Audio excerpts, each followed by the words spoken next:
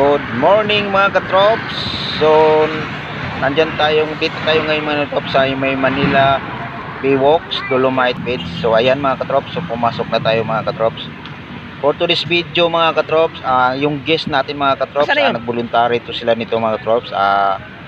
Yung naglinis ng mga ng mga basura diyan sa Dolomite. So marami po yan sila mga katrops, iba-iba po sila ng grupo.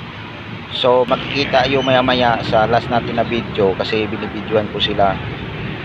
Yan po yung nila ngayon mga katrops. Kumbaga voluntary ito nila mga katrops para manatili lagi yung malinis yung Dolomite Beach dito sa may Manila Baywalk.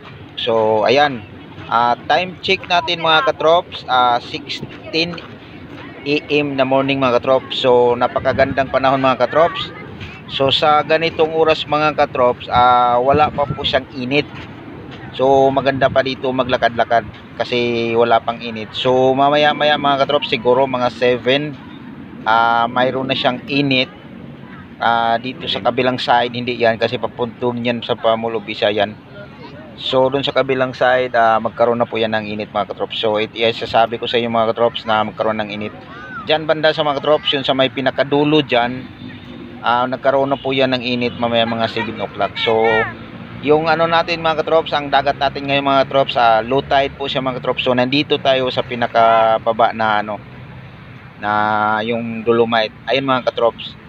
So low tide siya mga katrops. So ayan, yan mga katrops, yung nakikita nyo mga katrops, yung kulay puti, yan po yung Dolomite mga katrops.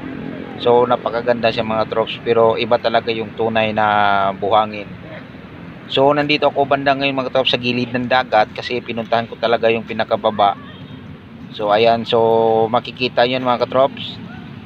So napakagandang panahon ngayon mga katrops. So mayroon din ditong kasabayan ko, nagbi-video din sila, nagba-vlog din sila. Yun nga, kasama ko siya, nakilala ko rin sila dito mga katrops, kanina lang. So nagkwentuhan kami sa buhay, ganito dahil talagang buhay natin. At trabaho tayo ng ganito. Ayan, so dito mga katrops, so napakaganda at sariwang hangin mga katrops. So parang nasa probinsya ka na rin, parang nasa beach ka. O beach naman talaga to yung sinasabi nila. Ayan, yan mga katrops, yung babae na yan, nagla-live yan siya mga katrops kasi nilapitan ko siya kanina. Ayan yung kasama niya, yung isa, yung nakatayo lang. Ayan, tapos mayroong dyan mga katrops, yung ng bangka, yung sagwan, yung mga contest nila. Yan, nagpa-practice sila yan mga katrops. Marami yan sila mga katrops, siguro mga 6 na yan sila, bangka. So ayan mga katrops, so ngayon naglalakad tayo ngayon mga katrops kasi yung guest natin nandito din sila. Mamaya-maya sasakay din yun ulit, tapos ihatid natin yun sa British School International at may sila doon. So ihatid natin dito sa may bandang BGC. Siguro mga lang siguro to mga katrops yung guest natin ito, mga 2 hours lang siguro sila dito mga katrops kasi hindi naman talakihan yung buong dito at saka hindi naman marumi yung dito kasi mayroon din naman nag-maintain.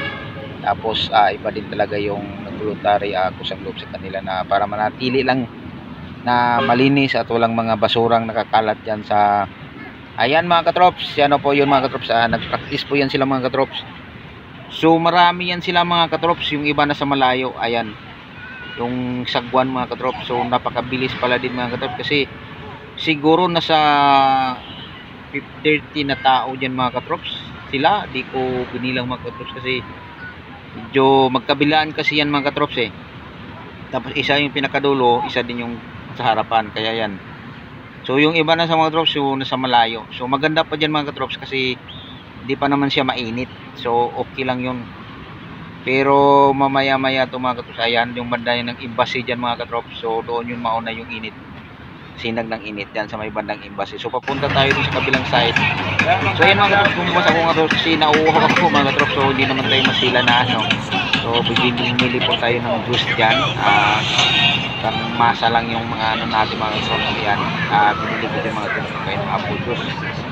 So ayan mga katrops, yan nakikita nyo mga katrops. Ayan, bili tayo mga katrops. Ang mahal ngayon mga katrops 20, pero maliit lang, pero Ano lang naman ito mga katrops, nauuhaw talaga ako. Pinagkakatan ako kanina dun sa tabing dagat. Tapos lumabas ako ulit kasi sa mga hindi pa nakakaalam mga katrops, sa nga pala hanggang ngayon wala pa po siyang bayad.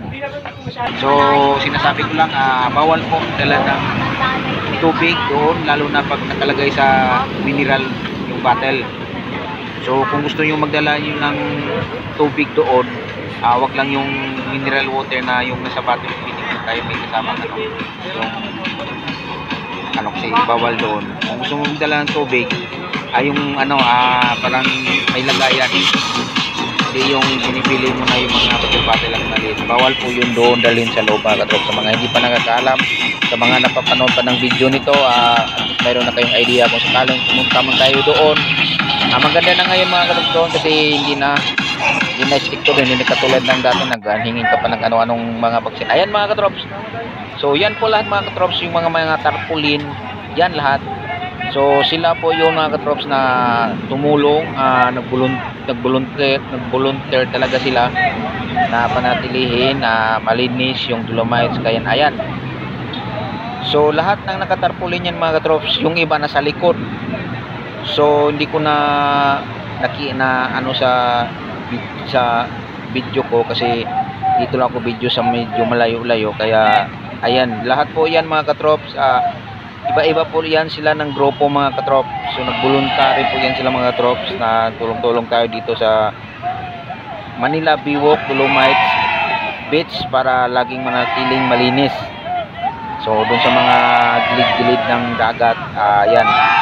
So yan mga katrops, so super duper happy yan sila lahat mga katrops dahil nagkasama-sama ang mga taong nag-support dito sa Dolomite Beach Resorts, na manatiling malinis, na walang mga basura o mga ano pa man dyan. So yan sila yan mga katrops. So lahat po yan, nagresigdamputan yan sila ng na nakuha nilang basura, tapos itabi nila sa lagayan talaga ng basura, tapos kukunin yung mga katrops, tapos yan, nagpicture-picture nila mga katrops. Yan, katawang sa lang ng katrops, nagsipagdatingin kanina, tapos nagsama-sama na yan sila lahat mga katrops. Ayan. So lahat po yan sila mga katrops, yung mga nakatarpaulin, iba-iba po yan sila ng grupo mga katrops. So ayan mga katrops, at dito na po yung mga katrops. Maraming salamat sa lahat. Ingat po tayo and God bless. Bye bye, thank you for watching.